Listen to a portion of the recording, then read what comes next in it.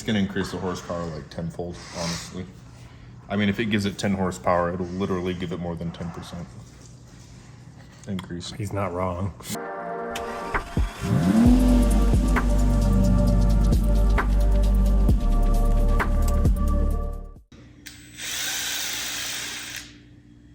Oh, hi. I didn't see you there.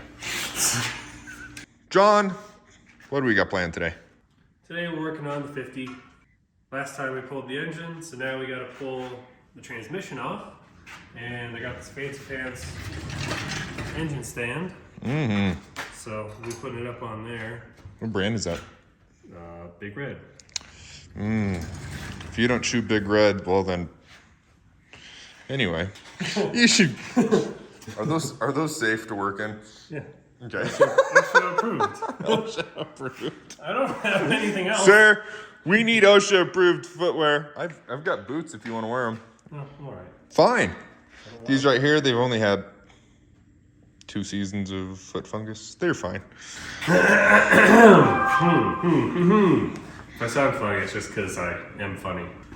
I got a little touch of the bronchitis, but just so you know, I got a little, so it'll be fine.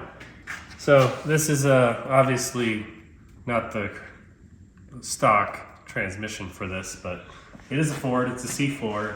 It's a conversion kit from Speedway out in Lincoln, Nebraska. The main reasons we actually pulled it out is, for one, easier to tune the lifters without having to crawl into the engine bay, and for two, it's going to be much easier to paint out here. And you said that with the new heads that you've got, that you could match that paint. Yep, we got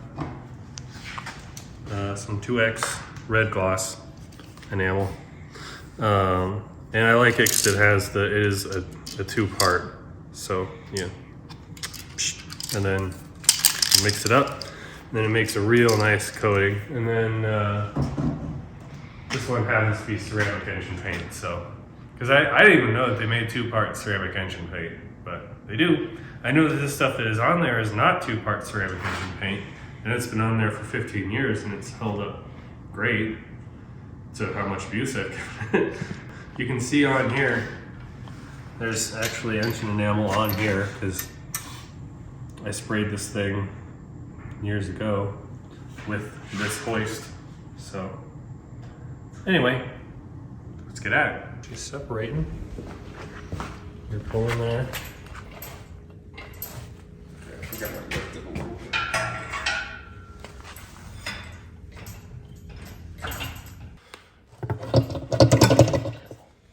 They're like, I think you're gonna need. oh yeah, okay. Yeah, something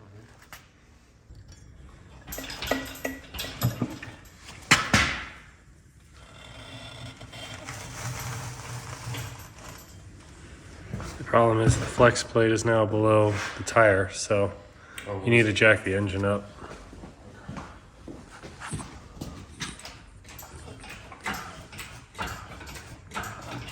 Yeah, there it goes.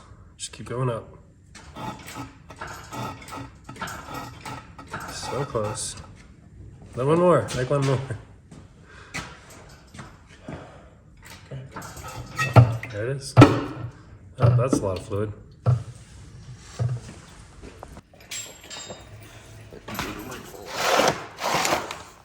I doubt it.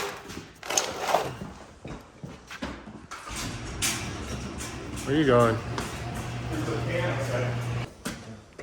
Oh, that's a good idea. Okay. That's what I was trying to do. I thought you meant another one of these kinds of pans. That seems silly. I mean, good luck. Wow, that thing's like welded on there. That's what I was saying. I was trying to get these off. See, there's They're washers, aren't they? yeah. Well, I thought once we relieved all that pressure off the bolt that it would. Oh, that one worked.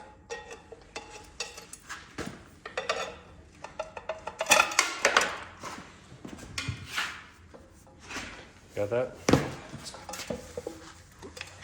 This one's still attached. There. Would you grab that pan and help me move it over? Yeah, thank you. Well, that was easy. Easy button. Whoop. All right, so what we need is take one of these out. These are the adapter plate bolts. And we'll get some grade 8s so we can hang this thing from the engine stand. But first, maybe a little cleanup. Oh, JC's on it. We're back. We went to this hardware store, found some really nice grade 8 bolts, and bolted this thing right up to the engine stand. I think it looks pretty good. Pretty sturdy. I like these 4-wheeled models way more than the 2-wheel, or well, not 2, 3-wheeled models. Technically, I suppose this is actually a 5-wheel, but that's just because this folds up. And so that becomes your caster when it's all folded up, which is also nice. But I'm thoroughly impressed with how flat the engine is. It doesn't even look like it's leaning forward. So yeah, that's true, because you were saying that, a lot of these, when you put them on, this whole angle starts to get a little droopy forward. especially if you have like a lot of, your front dressings on. But I know there's not a whole lot going on the front of this engine, so. Yeah, you got your alternator and whatever. Well, technically it was a generator, but now it's an alternator. Because that's a generator's a 6-volt thing. Anyway, but still got points. Because I like points. I don't know. Some people don't. I like them. But, yeah. It's held up really well. And this is a very heavy engine. Because this is, my understanding is it's cast iron. I'm talking about stuff I don't know, but I'm pretty sure it's cast iron. So I think we're gonna get the exhaust off, because that definitely needs a respray. This is literally painted satin black 15 years ago with non-exhaust paint. So this is what it looks like when you go 15 years without a real exhaust paint. Honestly, it didn't do as bad as it could have. No, I think honestly that since it's not such a high horsepower engine, it's not like. Yeah, 85 horsepower from the factory. And, oh, you're checking the spark plugs. All right, that works good. And, yeah, here we go. Hello, everybody. Hello. This is an 8BA. 8 badasses. Yeah. 8 boys armed. 8 babes attracted to you because you have this engine. Yes. Let me tell you what. This engine, see, this is a metric. Doesn't fit. Yeah. SAE, fit perfect. Yeah, everything on this engine is SAE. Yeah. So Except the things that aren't. But yeah, she's running a bit rich.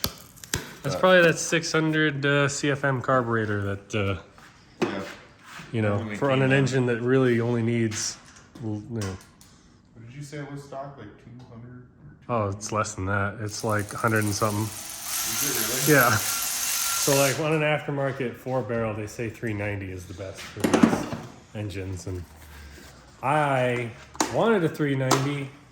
I had a 390, but the accelerator pump was bad, and I couldn't get the accelerator pump gasket, and I needed to move it. So basically, he's trying not to make noise. Anyway, so I needed to move the truck, so I put on a 600 CFM, and yeah, you stepped on the accelerator and the thing looked like a diesel. It was blowing black smoke. I wish everything was this easy to work on. I know. But then, if it was, everything would be gutless. Just saying. This is one of the worst. All right, everything on this engine is super easy to work on until you get to the exhaust flanges and the bolt is squished up in there between this oil dipstick, and it has like no clearance between this header pipe and itself. And the same over here and the same over here. And yes, there is only 3 exhaust ports on a V8 because this one is shared by these 2 cylinders because it's weird and old and kind of cool. But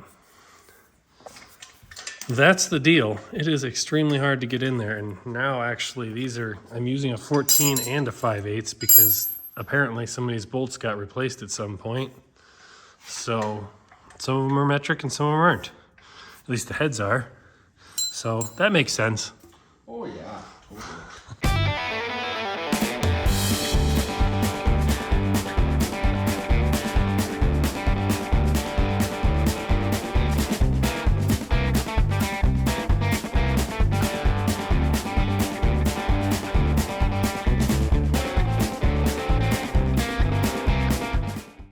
Tell me in the comments. What's wrong with this picture? Do you see anything wrong with this? I'll give you a hint. I'll give you a hint.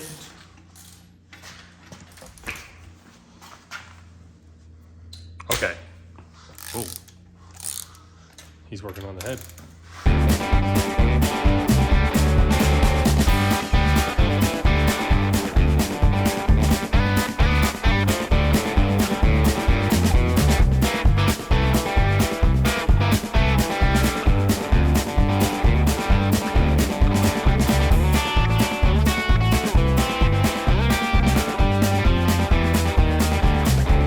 Let me bring you guys on in here. So this is why it's called a flathead. Literally this right here is just basically a giant piece of metal to hold the explosion in and to hold water. So you got valve, piston. The valve, has an intake valve from up here. See your intake right here, which goes into here, then compression and explosion, then exhaust comes out here. And then these two, the exhaust is on the inside and then shared with this port. So the exhaust goes down through the engine by the cylinders. That's why these things tend to overheat. These are actually very prone to overheating, these engines. No, it totally makes sense. So is this passage back and over here? Yep. Okay. What's funny is using the exact same exhaust port seems like efficient, right? Yeah. The only part that's not efficient about it is the fact that it's... There are people who go in to here, and they go up to this port that's all up in here, and they have a little flapper valve that they install. You have to drill the head or here, and then you go, and it shoots back and forth. Shoots back and forth whenever one valve is pushing, because then this is inherently actually inefficient because of the exhaust scavenging. I don't exactly know how it works, but basically, yeah. No, that makes sense. You can see this thing is running rich. Looks to be in good shape though. God, look at that. Bent valve, most likely. Let's hope not. I'm just joking. I know you are, but It's just where the cam's at. there's the bottom of the head. It's basically just flat. Yep. One down, one to go. Everything green. Green. Green. Gonna paint the engine green. Just kidding.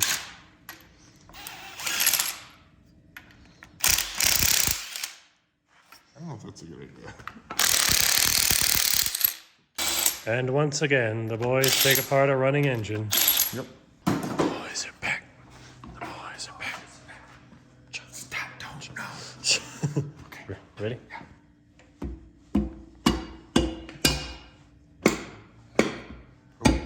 Stop. Oh. Did you mark that? Yep. You did? Yep. Cool. Held on by the distributor. Which makes me now nervous that this is going to fall on my toes. Well, don't worry about using the approved safe footwear. OSHA approved. Well, you know what? Who doesn't hasn't help. had a foot injury today and who has? Yeah, me. That's because I was careless thinking that I was safe. You have this on film. I'm putting this bracket for your distributor in here. Nice.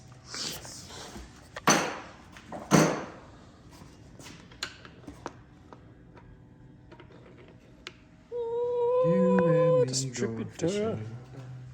This thing is an antique. Got to take care of that.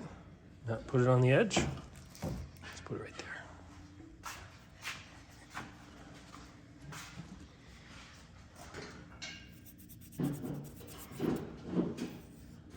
I'm glad we're in here. Just by how much crud is on here. Get that crud off there a bit. Just with a rag. Nothing crazy. Rag and some WD-40 will help get that off. But this is gonna be a bear, getting this all clean. Luckily we got those gasket scrapers. Yes. I was wondering about that. I was like, this looks like the gasket is still there. Okay, not so bad. Remember, reuse these. Save money. If you're on a budget, why not? It's a Or- flathead. It makes 85 horsepower. Yeah. Or Flex Seal. Flex seal. There's a hair in there. Unidentified hair. You know what the great thing about this is? It's not like I'm pulling this off and it's dropping into like the lifter valley. No, it's not. Right? Yeah. There's no lifter valley. I kept thinking, I'm like, Well, there's Lift Valley over here, but right. But it's not like, No. it's not right above the yeah, basically take cylinder. 8 lawnmower engines, stack them next to each other, flathead. Because Flathead. Yeah. All we gotta do is sew the new heads on, right? And then we're done. You're giving away the surprise.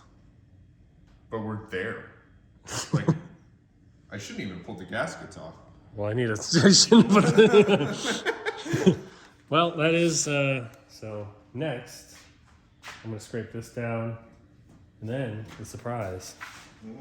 Once again, we cannot recommend this tool enough. It's a carbide scraper. We tried looking everywhere around local parts stores, could not find one, but that good old Jeffrey Bezos website had one. So, Yeah. That And, Amazon. I mean, just look at it go. It's really nice because it's just so flat, which cleans up the surface so well. When you definitely want to be careful, you don't want to be going off on corners like that. Luckily, this corner doesn't matter because it's not where the head seats, but just as an example, you don't want to be pushing hard like that. Equal you know- pressure, right? Yeah, you don't want to gouge into your cylinder or something like that. So, direct, even pressure, and look at that. All clean and nice. Yeah, so this is the exact same gasket scraper we used on my 5.3 and my LM7. Yep. And it was amazing, so. Got your heads all nice and poured and polished. Check out that video.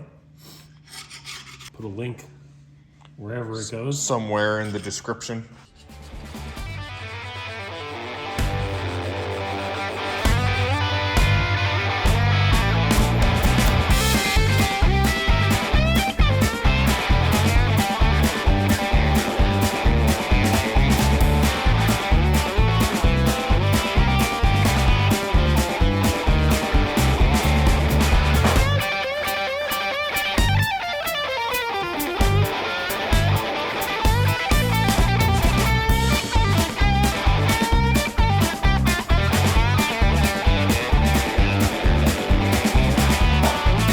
Boom, big reveal.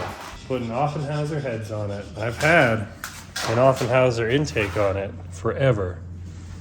It's a 4-barrel, but I've always wanted to put Offenhauser heads on here. We're finally doing it with copper head gasket. I don't know what that means. Well, basically what it means is with an old flathead like this, the copper gasket is, for one, reusable, which is super cool. Oh, that's cool. And for two, they actually come in different sizes. Oh, like thicknesses? Yes, thickness, thank you.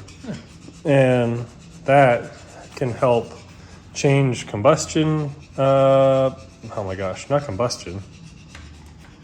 Oh, you're talking Compression about ratio. Compression, yeah. It can help change compression ratio, or it can help by getting this head farther away from the valves so that the valves don't contact the head.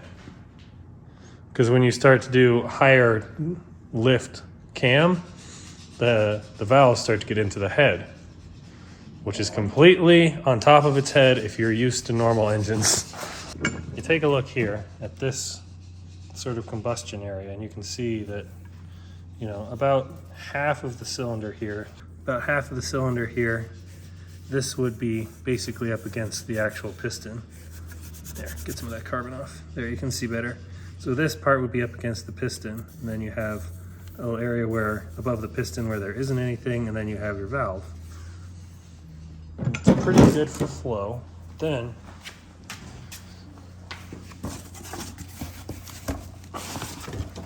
There's so much junk on the back of this valve. you compare that to this, and you can see how much more there is over the cylinder, and then much better flow, higher compression, and just so much lighter. If you try and lift one of these and you try and lift one of those old APA heads, and trust me, it's a big difference. I'm so stoked on this. It's gonna be so good. It's gonna look so good. And it's going to increase the horsepower like tenfold, honestly. I mean, if it gives it 10 horsepower, it'll literally give it more than 10% increase. He's not wrong. I know it sounds like a joke, but unironically, yeah, basically that is the case. And then we're going to spray it. Super cool. Super stoked. I just had to throw it on here to see what it looked like, because I mean, Mona Lisa. Bet you the guy at the machine shop didn't even get it this flat.